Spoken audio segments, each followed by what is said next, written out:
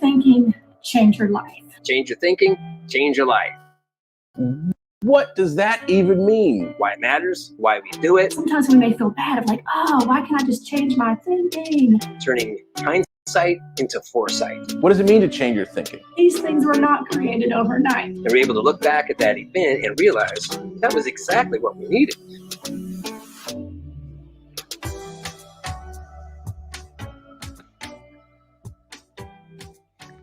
Well, hello, and welcome to Truth Be Told Live. This is our second week of doing live, and it is exciting to us.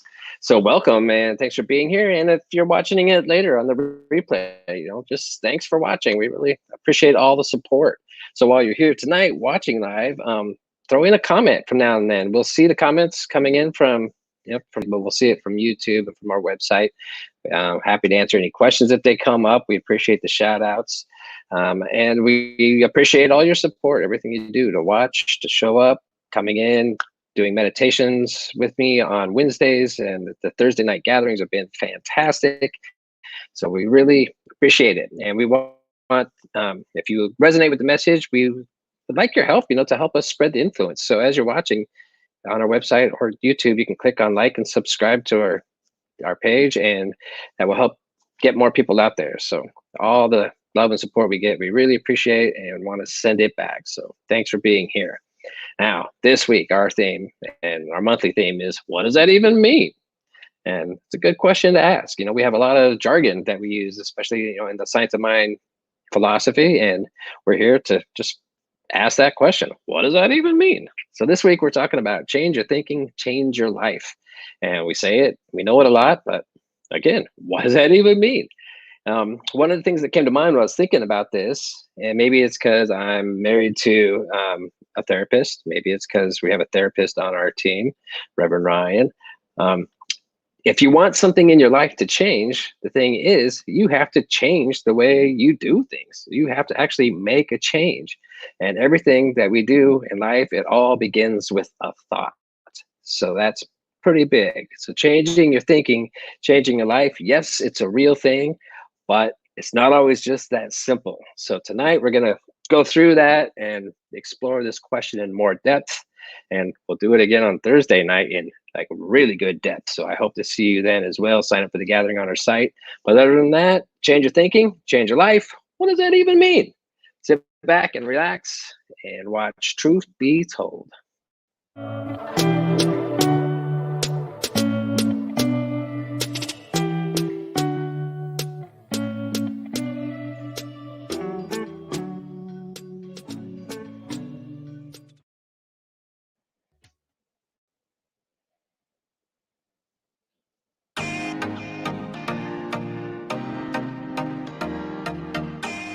Change your thinking, change your life. What does that even mean?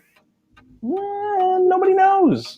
Okay, maybe we do know. That's not really true. We do know, but I don't think when we say change your thinking, change your life, that it is actually that obvious what we mean when we say change your thinking, change your life. We do mean it. We mean change your thinking and your life will change. But I don't think it's really that obvious when we say it, the complexity of what's behind that idea. What is behind the idea of changing your thinking? What does it mean to change your thinking? What even is your thinking? And is this true? Yes, this sentence is true, that when you change your whole thinking, you will change your life. But when we say thinking, when we hear somebody say this, we hear the word thinking, I think most of us think, oh, I can just change this thought and my whole entire life will change. I don't know that that's so true. But it is true if we look at our entire system of thinking.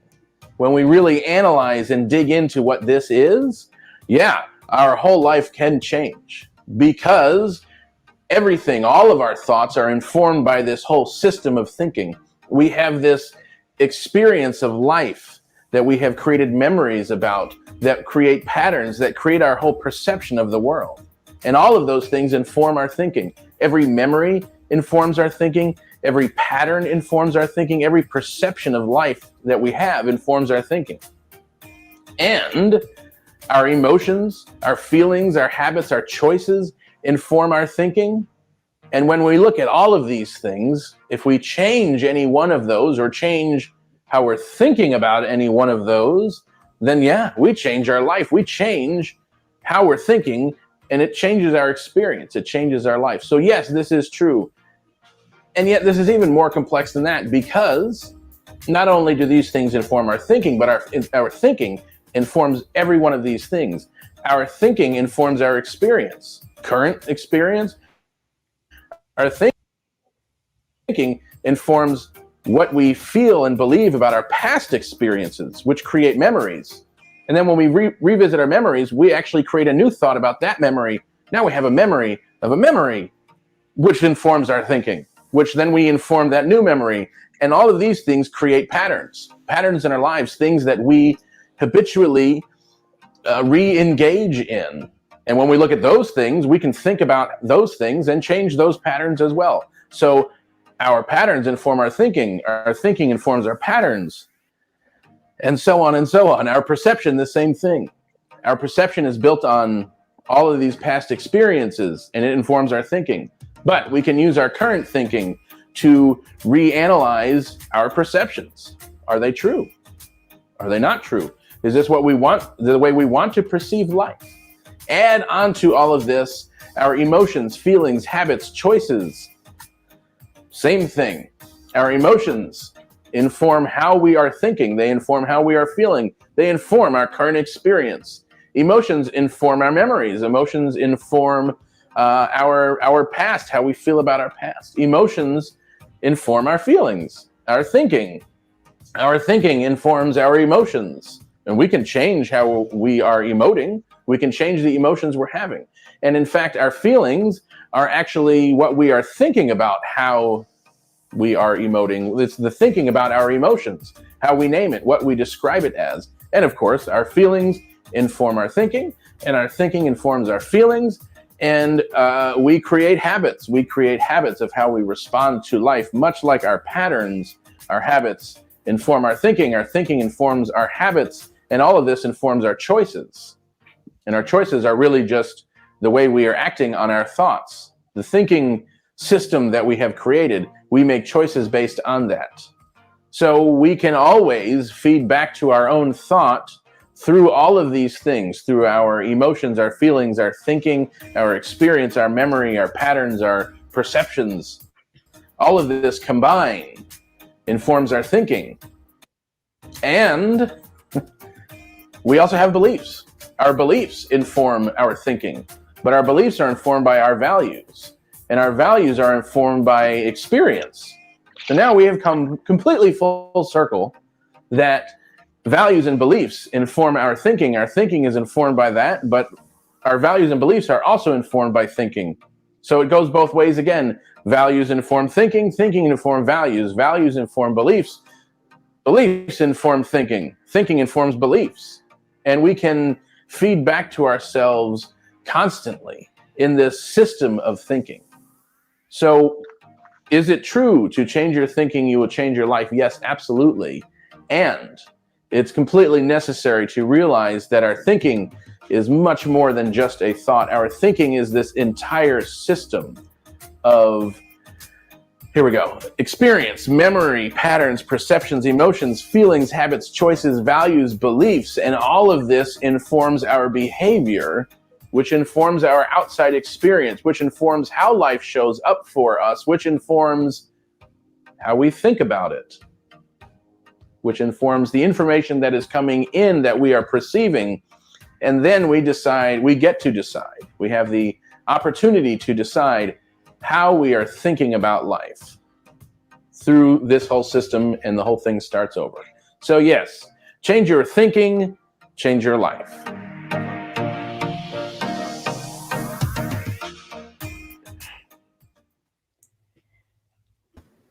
That was a lot of stuff. That's a lot. A lot of stuff.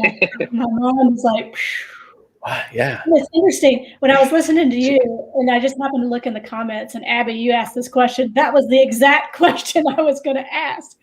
Because for me, this whole idea of change your thinking, at least for me, is like unlearning everything that I thought or about a certain situation that I really want to shift my awareness. So I have to look at that and then kind of maybe unlearn some of those patterns. So what would you say about that? Unlearning, is that a key component in this change your thinking?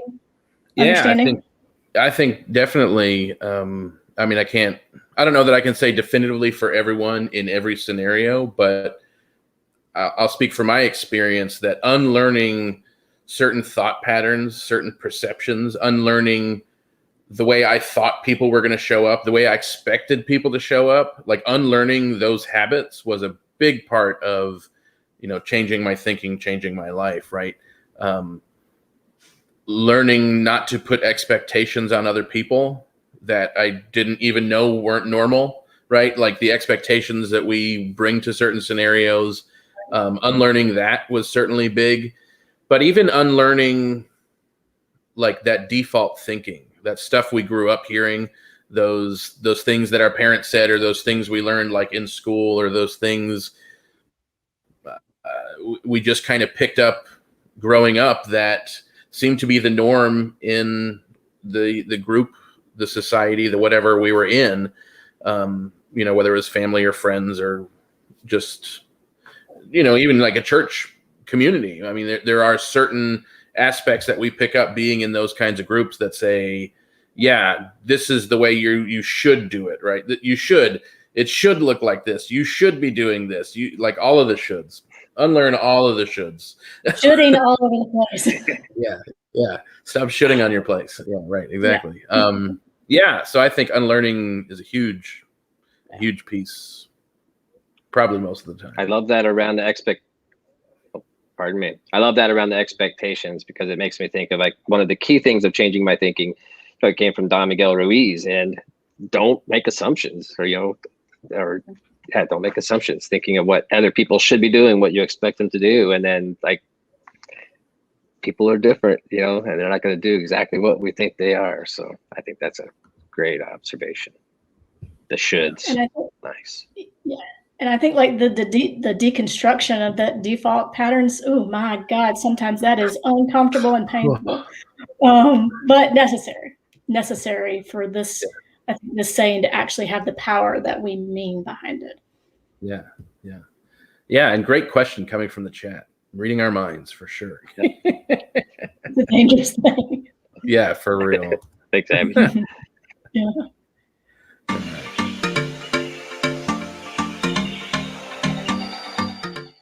So change your thinking, change your life.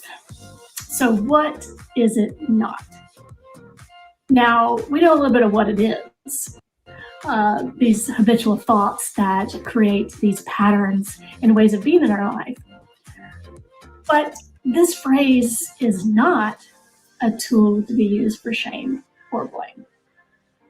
And it's very easy when we see things in our lives that are not going exactly the way we would want them to, or we're showing up in ways that we would not exactly want to show up. Sometimes this phrase can be used with a little hint of blame and a little hint of shame. And sometimes we may feel bad of like, oh, why can't I just change my thinking? Then things would change in my life. So while that is true, it's this energy of this realization. So this phrase, change your thinking, change your life, is a way to kind of tap into this understanding of our creative power. It is not something that we use to make ourselves feel bad about some of these things that are a little bit harder to change than others, or it's not a tool to make others feel bad about things in their life that are a little bit harder to change than others. Because the reality is that we all have these default thought patterns. We all have these default ways of being, and these things were not created overnight. These are years and years and years, depending on how old you are, of conscious and unconscious thought.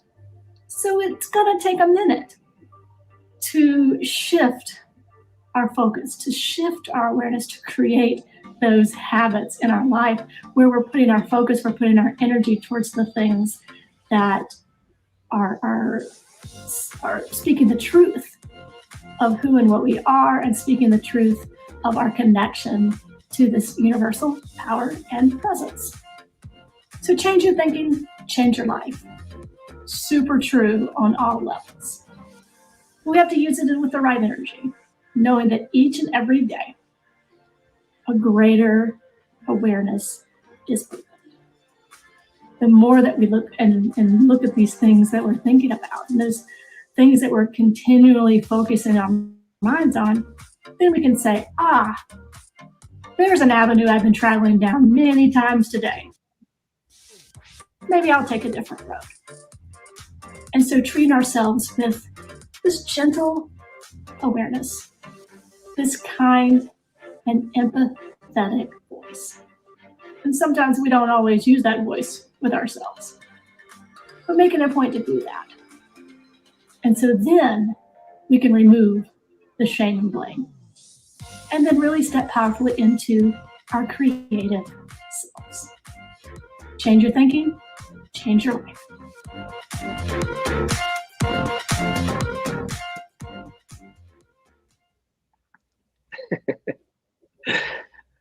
What's up, Ernest? Didn't know he was stopping by. You just can't stay away. Right. Nope. All right. So watching that, I'm wondering, like, how do you know when it's a deep-seated pattern when you're trying to make change? Is there some way, some trick or tool that you can tell, like, oh, this goes deeper than what I've been working on? What's your process? Well, I can always you. tell that it's a deep-seated thing because I do not want to let go of it. And that I will justify, create ways to keep it in my experience and all this stuff, and just white knuckle it. Like, no, I believe this way because of this, because of this, because of this. When I start making these excuses that go on for like more than 5 minutes, then I'm like, I am holding really tightly to whatever that is. And so at that point is when I'm like, okay, I just got to get curious about what this is about. And it's interesting. I will get really defensive in those scenarios. So I can feel my energy like, no, it's this way because it's got to be this way. And I can feel my energy kind of rise. And that's a good indication for me, at least, to be like, okay, this seems like an automatic thought pattern. This seems like something that this conversation I've had over and over and over and over again. And I want a different response, but yet I keep on getting the same response. So I really kind of backtrack and get really curious about what that really is about. And usually, a default way of thinking or way of being, for me, it comes out of like a fear. It's like a fear response or a response of not being worthy or not being good enough. And I just automatically go into this sort of default mode. So those are good indicators for me. I think we all have our indicators if we're really honest with ourselves. And if we can kind of sit with those indicators and then be really aware when they come up, then we can kind of use that great spiritual practice of curiosity and really kind of backtrack those thought patterns. And not all default thought patterns are negative. I know we're talking a little bit about some of these ingrained things. I think, the goal is to shift our thought patterns into things that are more productive for us. And some of these default patterns worked really well in the past. And, as we are evolving and transforming, those patterns also have to evolve and transform. So it's not saying that these patterns were necessarily bad, but they just don't serve us anymore. And so we go to other patterns. And so for me, that's kind of my clue, that I need to kind of take a step back and really look at how I'm responding to certain situations. Yeah, I can definitely relate to the white knuckling of old habits.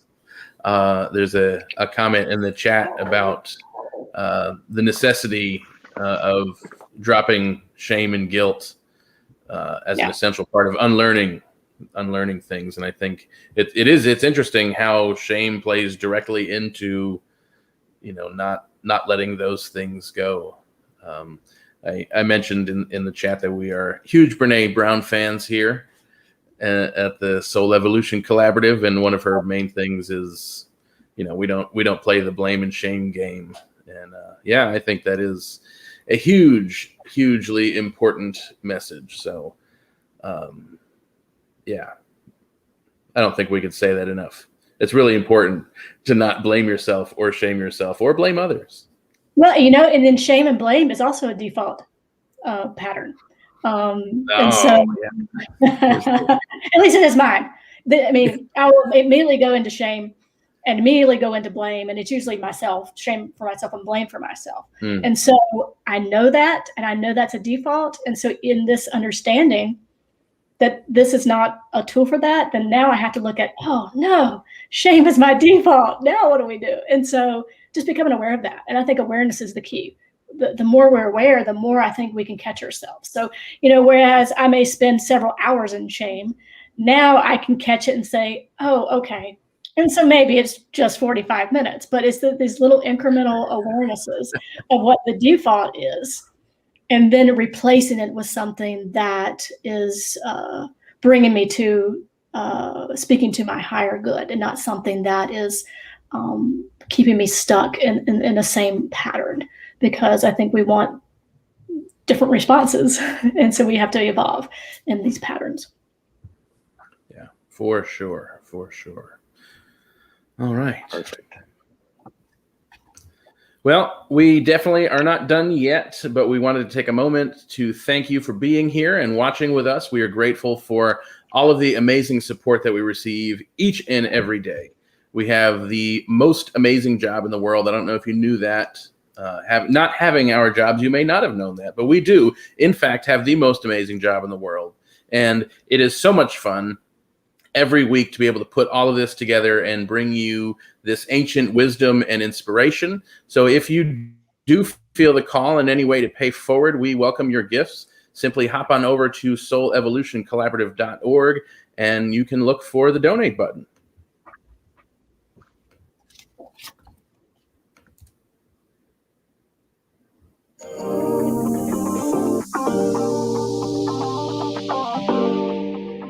Change your thinking, change your life. Now, we've just seen a little bit about what it is and how amazingly complex it is, how it feeds on itself, which then determines how we interpret new stuff coming in, which then determines how we feel about it, which then determines how we show up in the world. Very complex, I know. And then we also learned about how it doesn't change overnight. When we start to change our thinking, we might see little wins here and there where just the change in perception can bring really big relief or bigger or more pleasant experience of what we're doing. But in some cases too, like we might not see results for a long time because we could be overcoming decades of habitual thought patterns that were not the most beneficial. Now, let's look a little bit about why it matters, why we do it, and then a little bit of how to develop and work on changing our thinking, change our lives. So now a little bit about why we do it. My idea is because we are spirit, and spirit is always getting back to itself. Everything that exists, all physical matter, is those infinite tiny pieces of the thing itself. God, spirit, the universe, whatever you want to call it, broke itself into infinite pieces in order to interact with itself and see itself from an outside perspective. That's why we are born into this world not really knowing that that's what we came from, because it's our mission to get back to that. That is why we are seeking, and that's why we have a natural tendency to learn, grow, experience new things, and so on and so on. It's the whole process. Now, it does not change overnight. It takes a long time sometimes to change our thinking, to overcome the habitual thoughts that we have. And when we do, it really does make a better way of being, to exist in this world, to show up. But we get back to where we came from and really know it for the first time. So the idea that I want to introduce as kind of a tool is turning hindsight into foresight. How many times in our lives do we get to a place where we are stuck? Maybe some unfortunate incident or event has occurred and we feel like it's devastating. But then we get down the road 6 months later, a year, sometimes maybe 2 years, and we're able to look back at that event and realize that was exactly what we needed. We were working on manifesting, say, a different career, but we weren't taking the steps to do it. And then sometimes in those cases, the universe gives us a little help.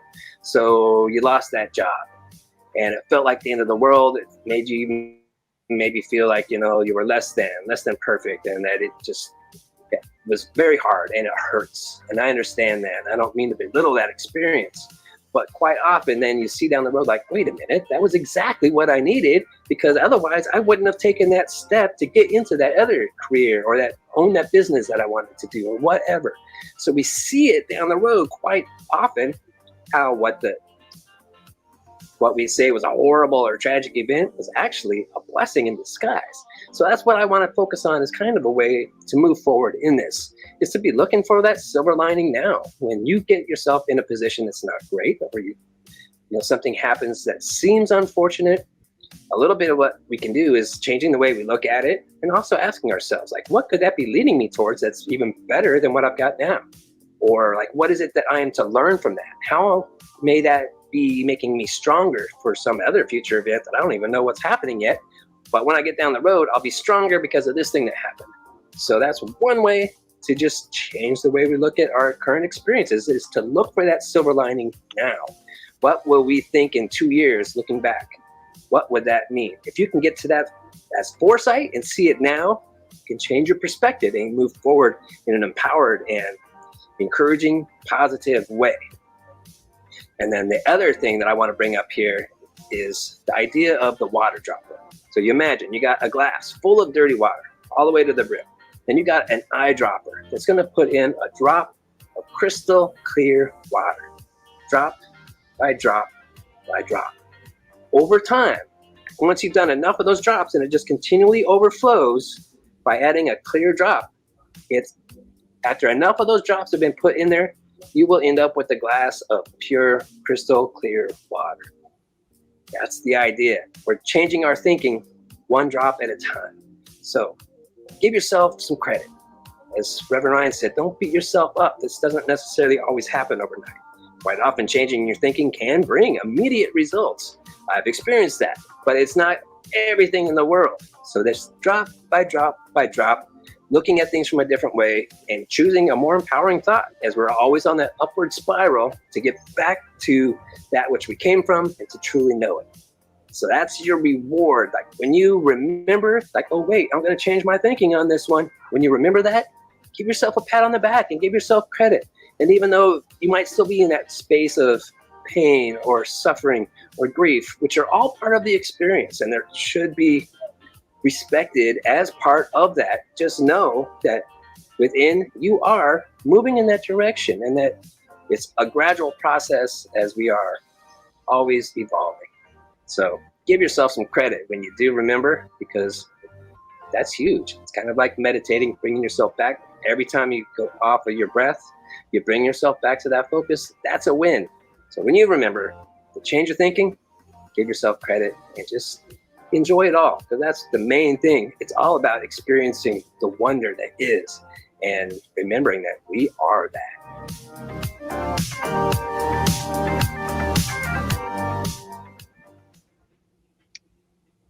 I love that water drop thing, man. It's like a whole new version of open at the top. Oh, open at the top. So all that stuff can just flood out and be filled in with, yeah, I love that. I need a water hose is what I need. No dropper. I need a hose. Yeah, for sure. But the question that comes to mind, and I don't really know if I'm going to preface this by saying I don't really know if there is an answer. So no pressure. But how do we know? From your perception, how do we know when one of those moments is one of those moments where a year from now we're going to go, oh, is that every moment? Is there ever a moment that isn't the case?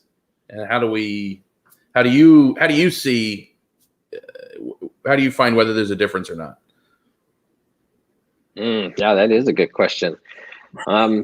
I honestly, I believe, yeah, every single moment that we have, it's all part of our journey. And there's an infinite amount of choices I can make right now, and they're all going to somehow end up in the future, all connected. That whole journey that we've been on. If you would have asked me 10 years ago what I would be doing today at this moment, no idea. And it's amazing though how I can see all these different pieces that just fell in, and this has led me right to where I am. Now, had I made one different choice along that way, I'd be probably in a completely, well, depending on the choice, but I'd probably be in a completely different reality. I wouldn't be sitting here in this chair more than likely. But I think, as far as like knowing how, if it's like one of those moments to like look for the silver lining, it's kind of a fine line, because we want to savor and respect all the experiences that we need to have. But I was going to say, the silver lining comes in those times when something has happened and it doesn't make sense. It doesn't seem fair. It's really hard to take in. And it's probably going to be the hardest time ever to find that silver lining, because when you're really deep in it, it's one of those, like, I wouldn't suggest to another person, hey, why don't you just try to find a silver lining in this? Because that's not my place at all, because everybody has their own experience. I can only do it for myself. But for myself, yeah, when I've had difficult times, I've stopped and asked, like, okay, what is it that I'm supposed to be getting from this? What is it that I'm going to learn and grow? So it's a challenging question for sure. Yeah. Something kind of that nature, Dan, that I've been lately, these many weeks. Something that Eckhart Tolle said, and I'm going to paraphrase it and probably butcher the whole paraphrasing of it, but he was like, have gratitude and appreciate this moment as if you chose it. And when you approach each moment as if you consciously chose this moment, whatever this moment has in it, whether it's something that has the experience of something being pleasant or something that's experience of not being so pleasant. But if we look at each moment as if we chose it consciously, he says that it will completely shift your thinking about everything. And I think it's kind of what, because appreciating our life, because this moment is our life. This is it. This very moment right now is our life. And then the next moment is our life. And so if we look at it that way, then there's always, every moment is going to be a lesson or shift or something in one way or the other. So that's something that I've kind of imprinted and wrote down and, plastered on my walls to, appreciate this moment as if you chose it. Yeah. Yeah.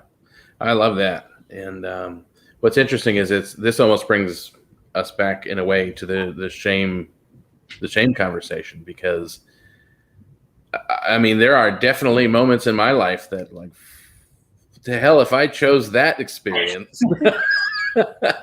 But if I want to move through that experience, at some point I have to take responsibility for how I'm responding to how that happened. And so there is definitely a balance, I think, in when we're in the moment, to not beat ourselves up for the moment that we're in, to not take the blame, right? It's so easy for us to put blame on things, blame ourselves for this happening or whatever.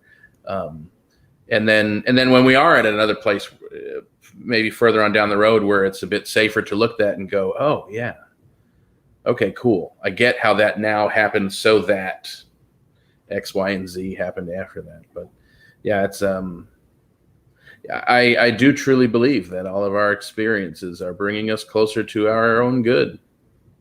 To paraphrase a little Emma Curtis Hopkins there. Shout out to Emma. Shout out to Emma for sure. Yeah. Ernest knows Emma, right? Ernest, did you know Emma?